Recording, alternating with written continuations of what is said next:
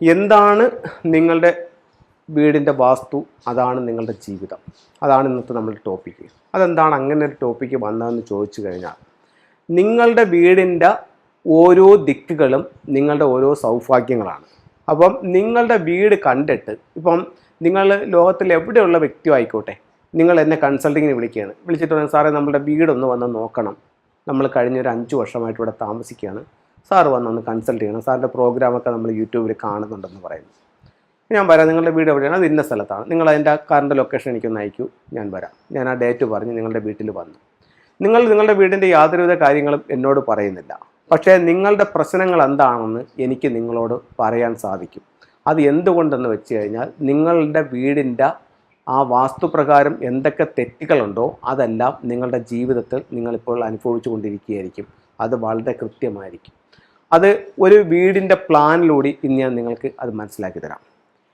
ഇത് ഒരു വീടാണ്, കിഴക്ക് ദർശനമുള്ള ഒരു വീടാണ്. ഈ വീടിൻ്റെ ഈ ഭാഗത്താണ് അവർക്ക് റോഡ് നിൽക്കുന്നത്, കിഴക്കാണ് വീടിൻ്റെ ദർശനം.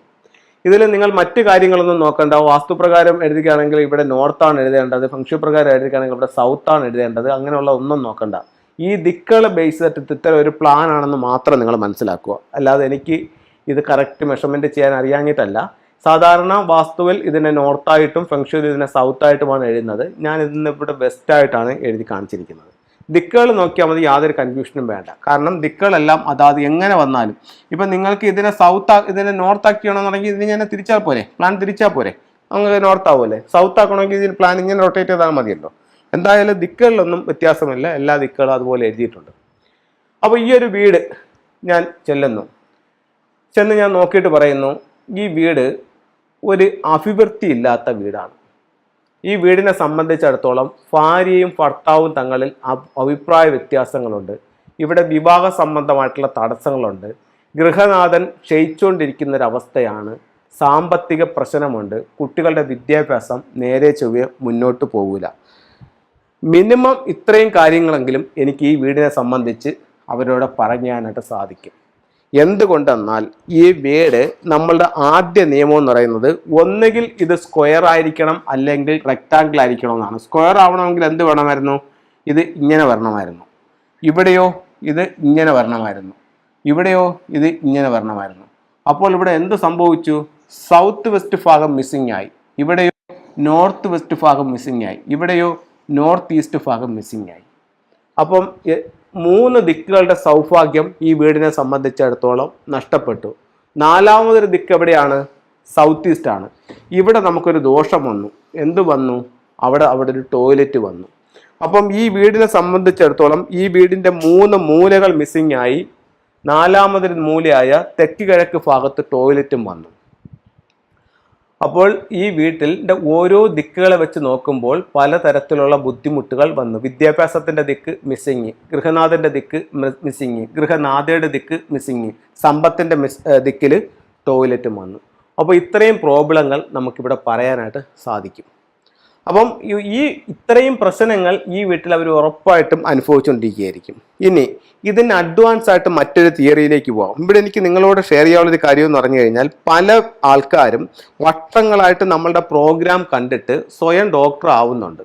അത് നിങ്ങൾക്ക് ഗുണത്തെക്കാളേറെ ദോഷമേ വരത്തുള്ളൂ. കാരണം എന്ന് പറഞ്ഞു കഴിഞ്ഞാൽ, പല സ്ഥലത്തും നമ്മൾ കൺസൾട്ട് ചെയ്യാനായിട്ട് പോകുമ്പോൾ പല കാര്യങ്ങളും അവർ സ്വന്തമായിട്ട് ചെയ്തു വെച്ചിരിക്കുന്നതായിട്ട് നമുക്ക് കാണാൻ പറ്റും. അത് ചെയ്തു വെച്ചിട്ട് കുറച്ച് കഴിയുമ്പോഴത്തേക്ക് അവർക്ക് വീണ്ടും ബുദ്ധിമുട്ടുകൾ കൂടുന്നു. അപ്പോഴത്തേക്കാണ് അവർ വിളിക്കുന്നത്, സാറ് പറഞ്ഞനുസരിച്ച് 1-2 കാര്യങ്ങൾ ചെയ്തായിരുന്നു, പക്ഷെ ഇപ്പോൾ ബുദ്ധിമുട്ടൊന്ന് കൂടി. അപ്പം നമ്മൾ പുറമേ കാണുന്നതിന് അപ്പുറത്തോട്ട് ഒരുപാട് കാര്യങ്ങൾ ഇതിനകത്തുണ്ട്.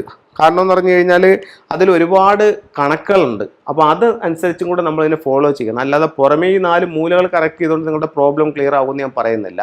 അതിന് അഡ്വാൻസ് ആയിട്ട് ചില കാര്യങ്ങളുണ്ട്. ഈ വീടിനെ നമ്മൾ കറക്റ്റ് 9 തിരിക്കും. ഈ വീടിനെ നമ്മൾ കറക്റ്റ് 9 തിരിക്കും. 9 തിരിക്കുമ്പോൾ ഈ ഓരോ ദിക്കിലും വരുന്ന നക്ഷത്രങ്ങളുണ്ട്. അപ്പോൾ ഓരോ ദിക്കിലും വരുന്ന നക്ഷത്രങ്ങൾ 25 നക്ഷത്രം, 52 നക്ഷത്രം, 79 നക്ഷത്രം, 34 കോമ്പിനേഷൻ, അത് കഴിഞ്ഞിട്ട് 25 combination, 61 combination, 43 combination, 88 combination, 16 combination. ഈ പറയുന്ന നമ്പറുകൾക്ക് ചില അർത്ഥങ്ങളും ചില കാര്യങ്ങളുമുണ്ട്. അപ്പോൾ ഇതിനെയും കൂടെ ബേസ് ചെയ്തിട്ടാണ് നമ്മൾ ഇതിൻ്റെ ഒരു പരിപൂർണതയിലേക്ക് എത്തുന്നത്. അപ്പോൾ ഇതിൽ പറയാനുള്ള കാര്യം എന്ന് പറഞ്ഞു കഴിഞ്ഞാൽ നിങ്ങൾ താമസിക്കുന്ന വീട് എന്താണോ ആ വീടാണ് നിങ്ങളുടെ സൗഭാഗ്യങ്ങൾ ആയിട്ട് കണക്കാക്കുന്നത്. ആ വീടിന് എന്തെങ്കിലും ദോഷങ്ങളുണ്ടെങ്കിൽ ആ ദോഷഫലങ്ങളും കൂടെ നമ്മൾ അനുഭവിക്കേണ്ടി വരും. അവിടെ സൗഭാഗ്യങ്ങളുണ്ടെങ്കിലോ ആ സൗഭാഗ്യവും ഉറപ്പായിട്ട് നമുക്ക് കിട്ടുകയും ചെയ്യും. അപ്പോൾ നമുക്ക് രണ്ട് രീതിയിൽ അതിനെ കണക്കാക്കാം. ഒന്ന്, 8 ദിക്കുകളിലും വന്നിരിക്കുന്ന റൂമുകളും അതിൻ്റെ നിർമ്മിതികളും വെച്ചുകൊണ്ട് ഒരു വീടിൻ്റെ സൗഭാഗ്യവും ദൗർഭാഗ്യവും നമുക്ക് പറയാൻ പറ്റും. രണ്ടാമതെന്ന് പറഞ്ഞു കഴിഞ്ഞാൽ ആ വീടിൻ്റെ ഫ്ലൈങ് സ്റ്റാർ അനുസരിച്ചിട്ട് ഓരോ മുറികളുടെയും പ്രധാന വാതിലിൻ്റെയും ഫലവും പറയാൻ പറ്റും. അപ്പോൾ ഇത് രണ്ടിൻ്റെയും കൂടെ ഒരു കോമ്പിനേഷനാണ് നമ്മുടെ ജീവിതം എന്ന് പറയുന്നത്. അപ്പം നിങ്ങളുടെ വീട്ടിൽ നിങ്ങൾ അനുഭവിക്കുന്ന പ്രശ്നങ്ങൾ എന്ത് തന്നെ ആയാലും അത് നല്ലൊരു ഫെങ്ഷി കൺസൾട്ടിനെ കാണിച്ചു കഴിഞ്ഞാൽ അതിൽ യാതൊരുവിധ പൊളിച്ചുപണികളും കൂടാതെ, നിങ്ങൾക്ക് പൊളിച്ചു പണിയാൻ താല്പര്യമുള്ള ഒരു വ്യക്തിയാണെന്നുണ്ടെങ്കിൽ പൊളിച്ചു പണിഞ്ഞുകൊണ്ട് തന്നെ അതിനെ നമുക്ക് കറക്റ്റ് ചെയ്യാം.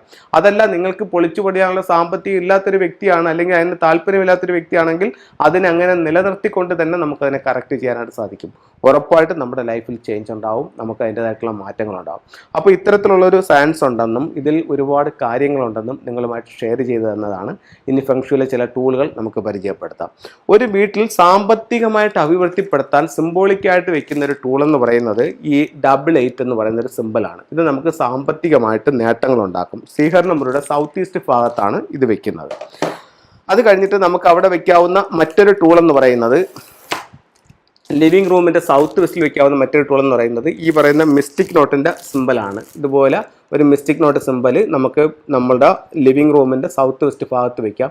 അതുപോലെ തന്നെ കപ്പിൾസ് തങ്ങളുടെ ഒരു ഐക്യം ഉണ്ടാവാനും അവരുടെ ബെഡ്റൂമിൻ്റെ സൗത്ത് വെസ്റ്റിലും ഈ ഒരു സിമ്പിൾ വയ്ക്കാവുന്നതാണ്.